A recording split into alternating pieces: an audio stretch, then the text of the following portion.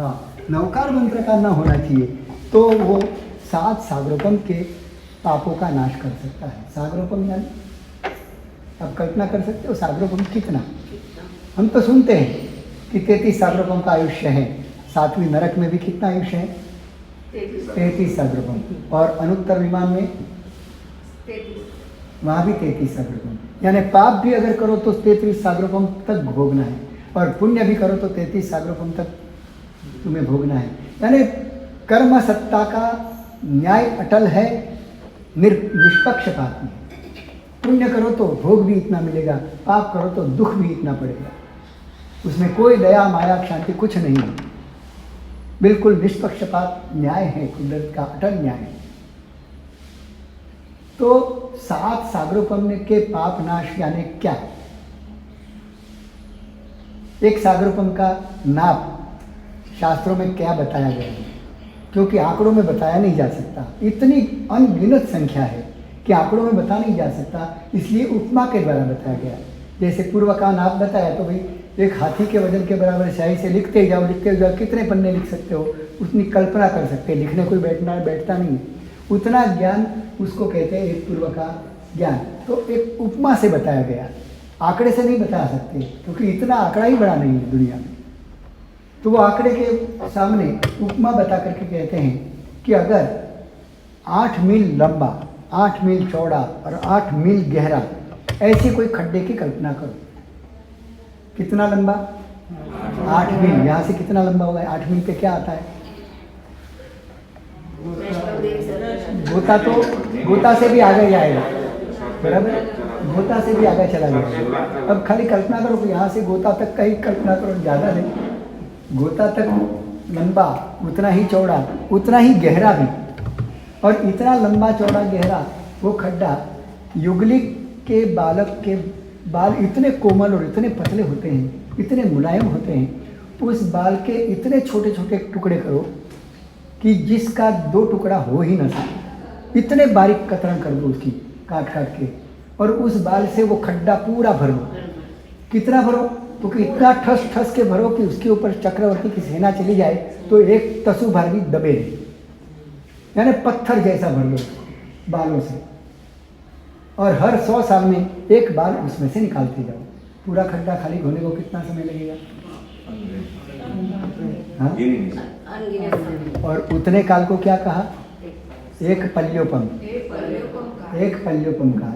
ऐसे 10 करोड़ पल्योपम 1 करोड़ बार पसार हो जाए तब जाके एक सागरोपम होता है। इतने काल तक तुम्हें देवलोक में भी रहना पड़ेगा, और इतने काल तक नारकी में भी रहना पड़ेगा। समझ लो कितना लंबा काल है।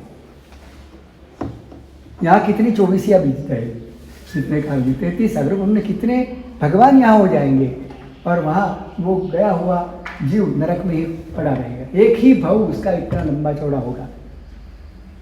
तो जो नवकार मंत्र का न गिनता है उसको 7 सागरोपम के प्रमाण, जो पाप भोग के जितना भोग करना पड़ता है, जितना पीड़ा जितनी भोगनी पड़ती है, उतनी पीड़ा 7 सागरोपम की पीड़ा एक नवकार मंत्र के न का एक बार जप करने से नाश हो जाता है।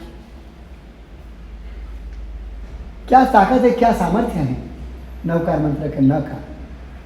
हम तो मजाक करते हैं कि दुनिया ने अगर ये जैन शासन के एक सूत्र को खाली आधा भी अपनाया तो भी न्याय हो गए। जियो और जीने दो किसका सूत्र है? हाँ? और वो जियो किसने अपनाया? हाँ? खाली जीने दो भी छोड़ दिया, खाली जियो को लिया तो रिलायंस न्याय हो गया। और नमो अरिहंतन का नमो किसने सिखाया? नरेंद्र मोदी। भाजपा ने नमो को स्वीकारा तो भारत की एक समर्थ पार्टी बन गई, खाली नमो को ही स्वीकार किया है। तो मजाक की बात है। तो एक एक सूत्र के एक एक शब्दों का भी क्या प्रभाव है। जिनेंद्र बाबा जी को कभी पूछना, तुम्हारे परिचय में आए, वो सामने से तो बताएंगे नहीं, मगर उनको पूछना कि आपको क्या चमत्कार हुआ था नमस्कार महामंत्र का, तो वो बताएंगे अपने मुंह से अपना अनुभव। तब उनके मुंह से उनका अनुभव सुनने में बड़ा मजा होगा। मैं तो उससे थोड़ी बात बताऊंगा, मगर वो तो उनके निजी जीवन का अनुभव था। इतना प्रभाव। अरे आप तो नवकार मंत्र की बात करते हो, मैं तो कहता हूँ कि नवकार मंत्र के कोई अक्षर भी तुम्हारे दिमाग में आ गए ना तो भी काम हो गया। एक बच्चा था ग्वाले का, भटकता था, गायों भैंसों को लेकर के जंगल में चारा चराने के लिए ले जाता था दिन भर।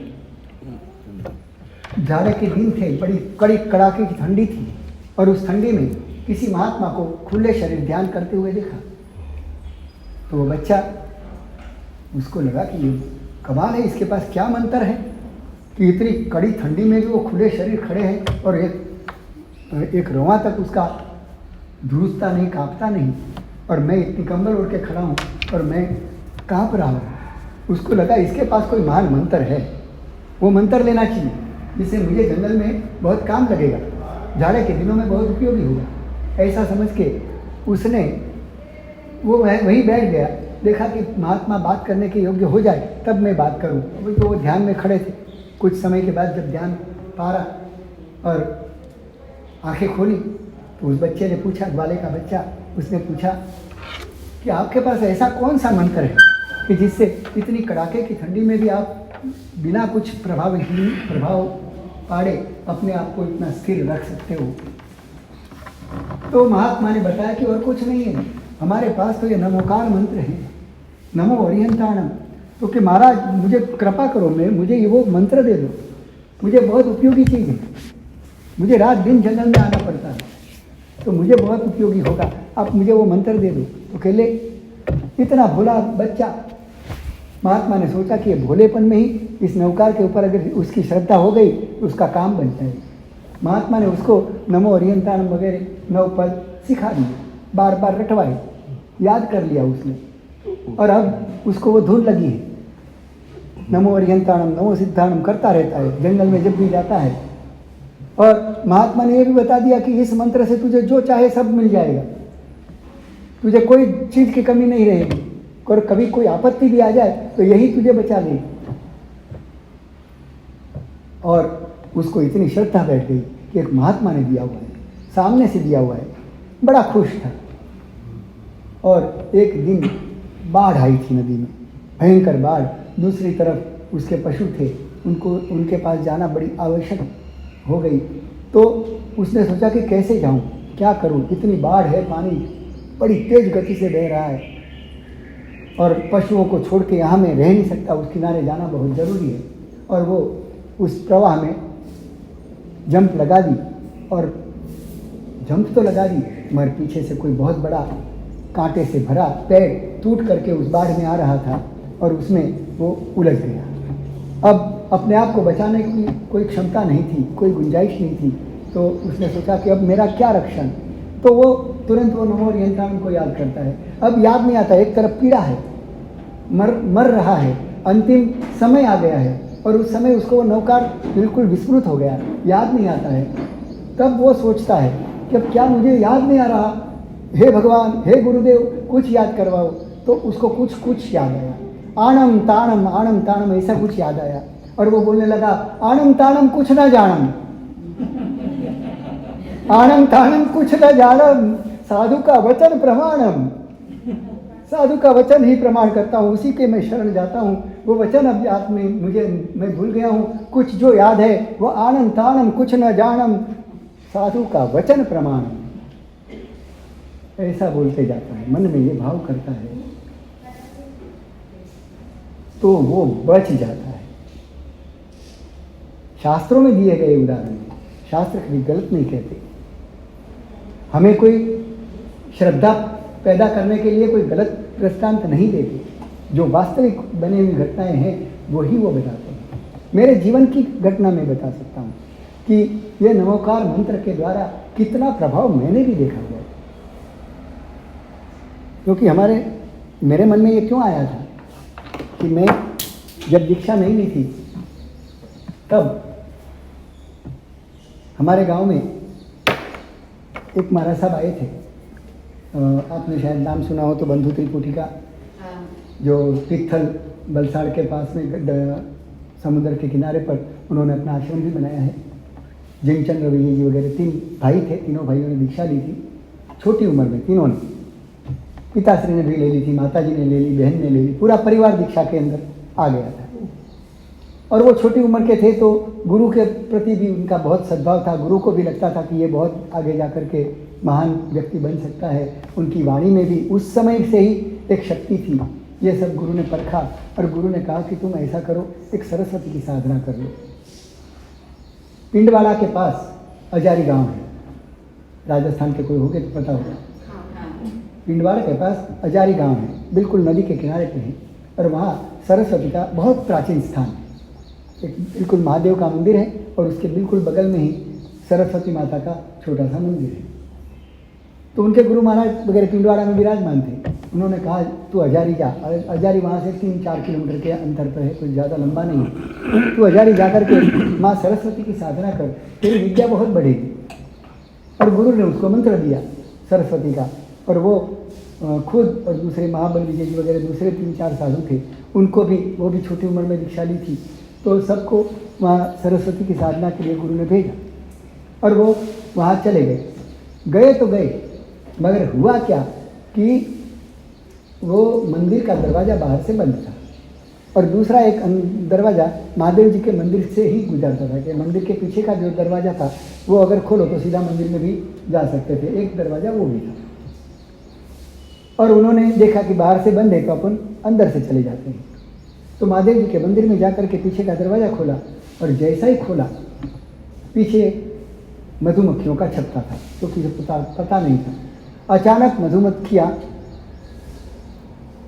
उड़ने लगी, उड़ करके इनके शरीर पर चिपकने लगी, डंक देने लगी। हजारों मधुमक्खियाँ एक साथ में, वो महाबल विजय जी, वो जिनचंद्र विजय जी वगैरह जो 4-5 साधु गए थे, उनके शरीर पर चिपक पड़ी और डंक देने लगी। एक के बाद एक पूरे शरीर डंक से भर गया। अब चिल्लाने लगी। एक मधुमक्खी भी अगर डंकती है तो क्या पीड़ा होती है, जिसको डंकी होगी उसको पता है कि कितनी भयंकर वेदना होती है, कितनी सूजन आ जाती है। और उनके तो पूरे शरीर पे मधुमक्खियाँ लगी, क्या पीड़ा हुई होगी आप कल्पना नहीं कर सकते। तीनों इतने दौड़े इधर उधर, जंगल जैसा वहाँ स्थान है और वीराना है, वीराने में इधर उधर दौड़ने लगे। कोई झाड़ के पीछे गया, कोई कुछ करने लगा, मगर कोई भी परिस्थिति में मधुमक्खियाँ उनका पीछा नहीं छोड़े। एक ग्वाला वहाँ आया कि महाराज ये नदी में कूद पड़ो तो बच सकते हो, नहीं तो मरोगे। तो कि भैया कच्चे पानी को हम छू नहीं सकते, हम कैसे पड़े। एक तरफ मौत है, दूसरी तरफ कच्चे पानी को नहीं छूने का नियम है, इसको पालना। मौत के समय क्या करना चाहिए, सब भूल जाना, सब भूल के पहले जीवन को बचाना चाहिए। मगर उन्होंने ये नहीं किया। उन्होंने कहा नहीं, मुझे ऐसा तो काम नहीं करना है, मेरे व्रत को भंग नहीं करना है। इतनी छोटी उम्र में भी ये व्रत पालन का सत्व कितना था।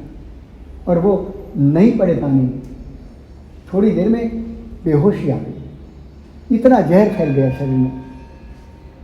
उस ग्वाले के बच्चे को कहा कि तू जा गांव में जाकर के बोल दे कि महाराज की स्थिति ऐसी हुई है, कोई आदमी आए, कोई डॉक्टर आ जाए और हमको ले जाए।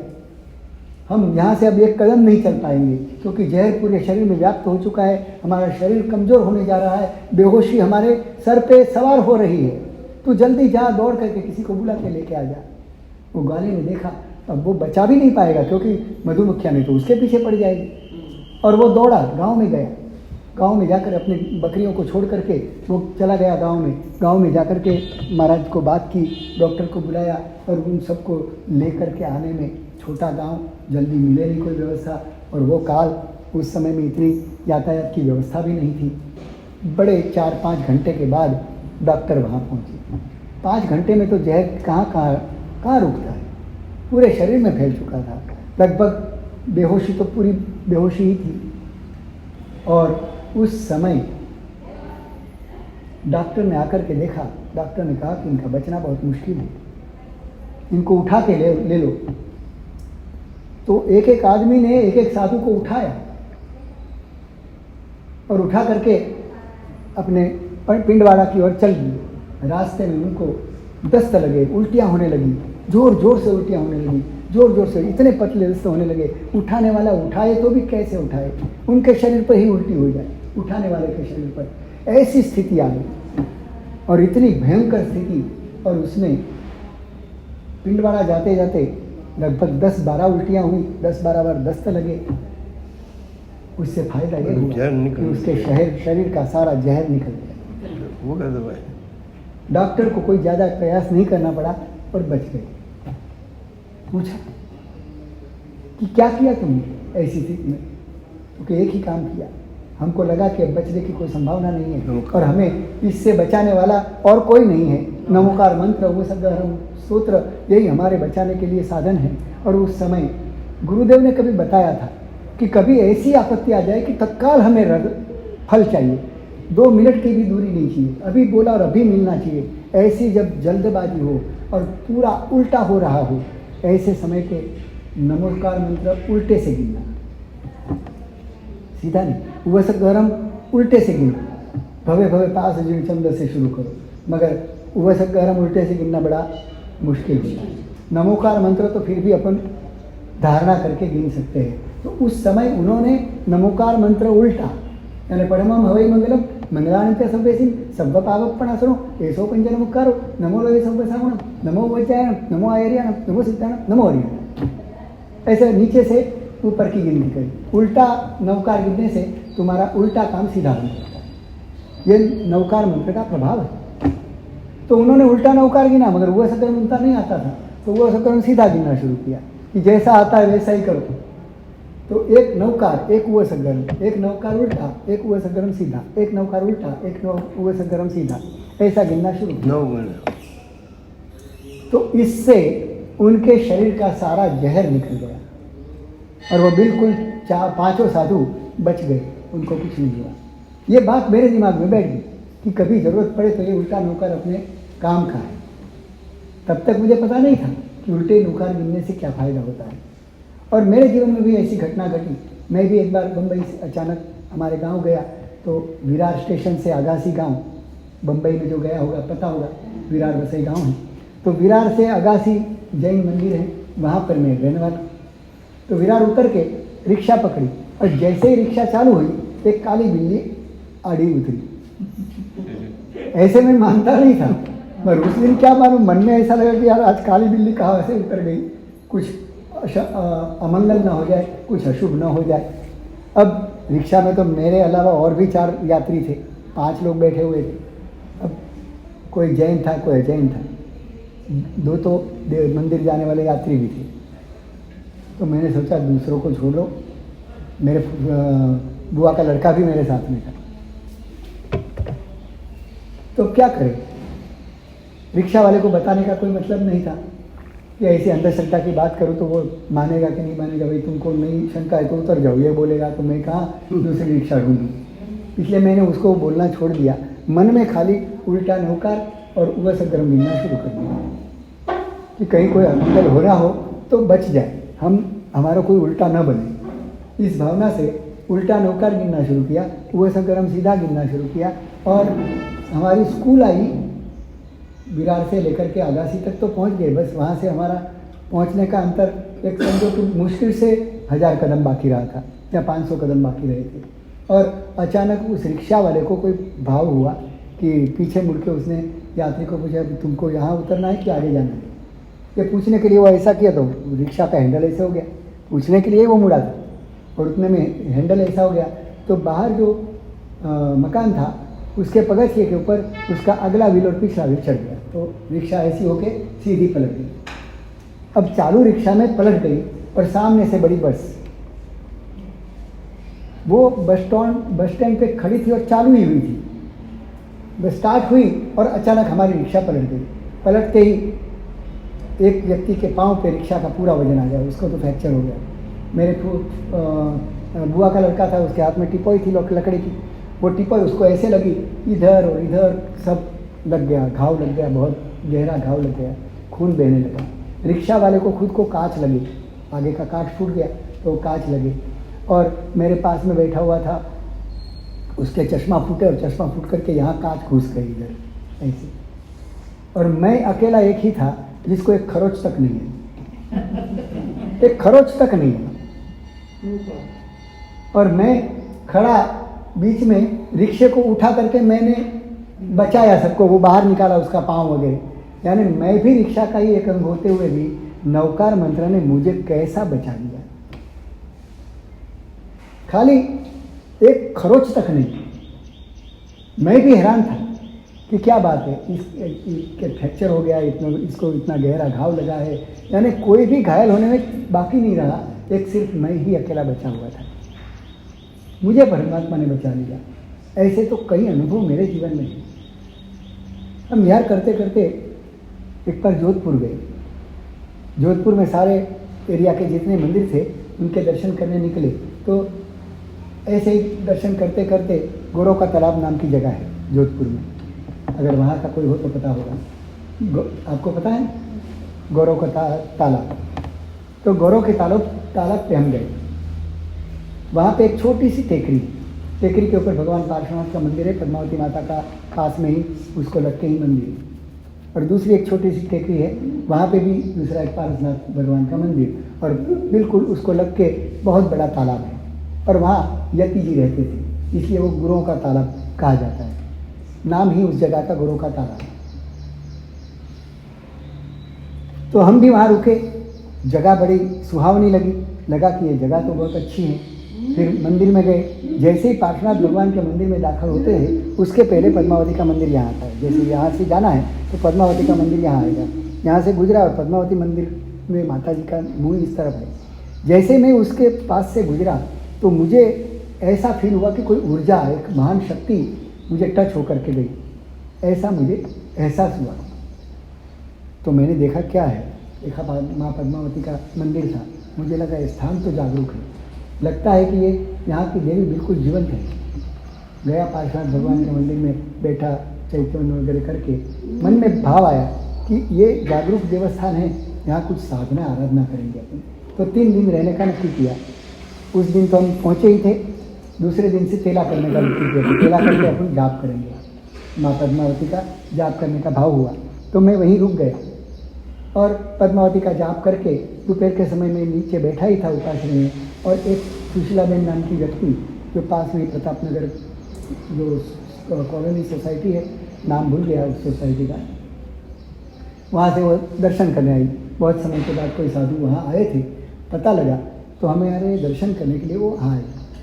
आ करके दर्शन किए, नमस्कार करके बैठी और मुझे कहने लगी कि महाराज एक बड़ी समस्या है। मैंने कहा क्या बात? कि मेरा भाई है, अभी तो 20 साल की उम्र है, इतना होशियार, अपनी खुद की दुकान कर ली है, यूनिफॉर्म, स्कूल के यूनिफॉर्म का धंधा है, बहुत अच्छा चल रहा था, मगर कुछ समय से पता नहीं लगता है कि क्या हुआ, उसका धंधा चौपट हो गया। उसको कोई नौकरी को रखने के लिए तैयार नहीं, कोई शादी के लिए बात करते तो कोई बात चलती नहीं है, और वो मंदिर में आके अगर वह सब गौरव 5 बार भी गिनना चाहे तो गिन नहीं पाता। जैसे ही वो सब गरम गिनना चालू करता है मंदिर में आकर के, तो ऊपर से वो पटकता है, कोई व्यक्ति, कोई शक्ति उसको मंदिर में ही पटक देती है, ऊपर से उछाल के पटक देती है, और उसके शरीर में इतने धब्बे पड़े हैं, वो मार लग के वो बार बार कोशिश करता है कि मैं वो सब गरम भगवान के सामने गिनूँ, और जितनी बार कोशिश करता है उसको पटकने वाली कोई शक्ति आती है और उसको ऐसे उछाल के पटक देती है।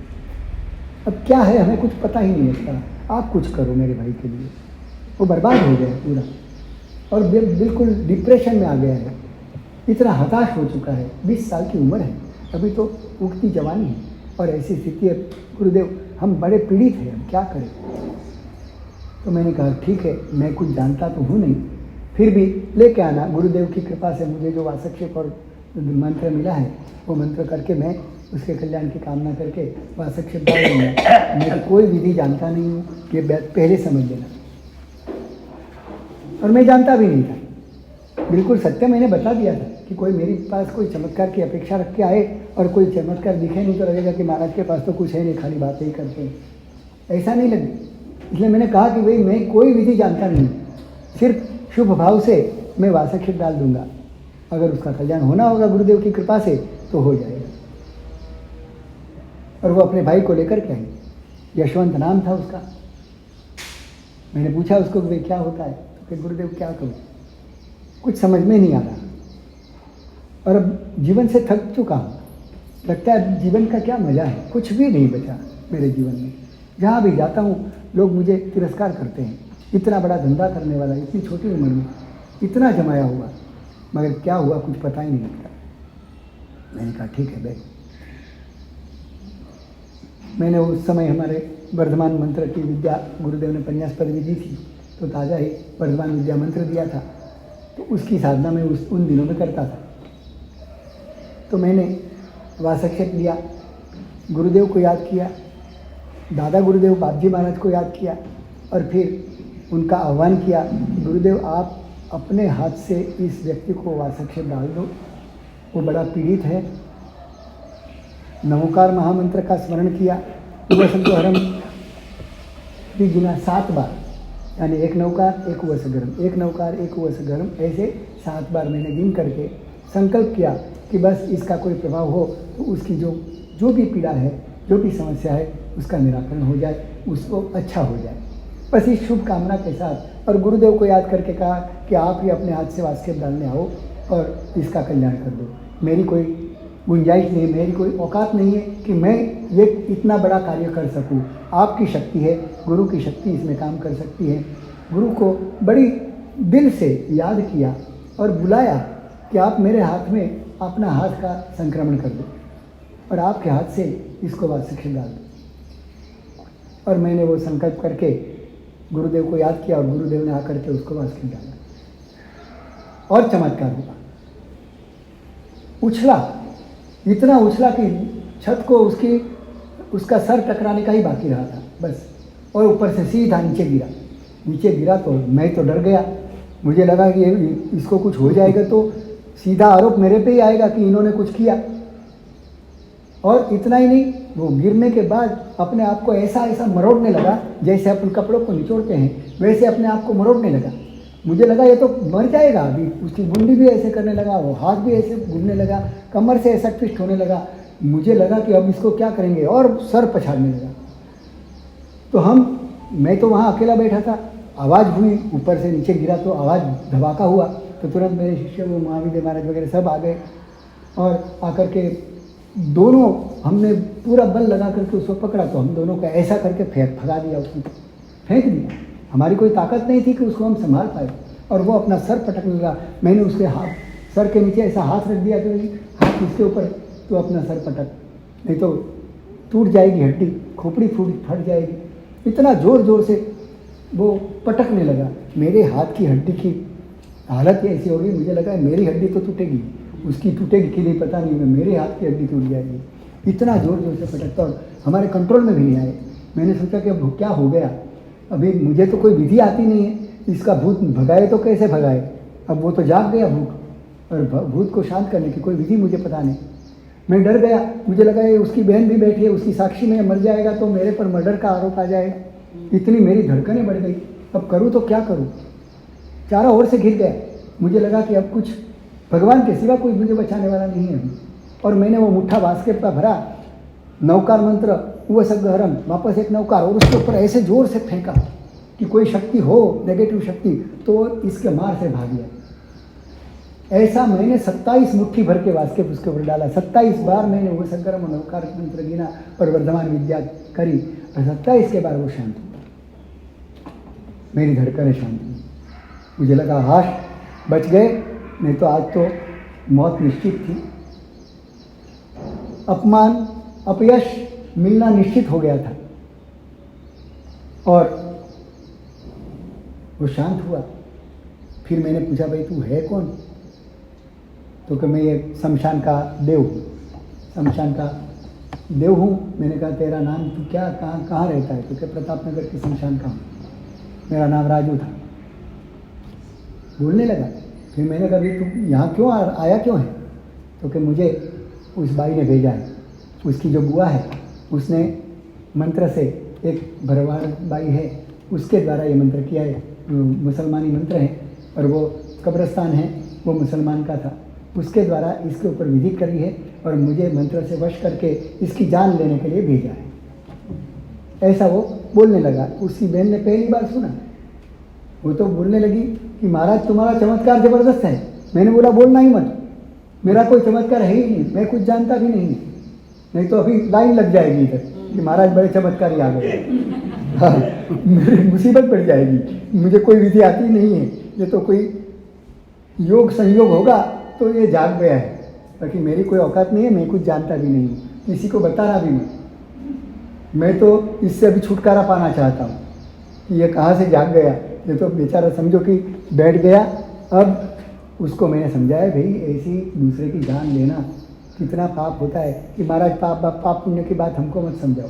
वो भूत मुझे कहता है कि हमको मत समझाओ, हम मंत्र के वश होते हैं, और जो मंत्र के वश होते हैं हमें मंत्र के गिनने वाला, मंत्र का साधक जो आज्ञा करता है उसको हमें पालना करनी पड़ती है।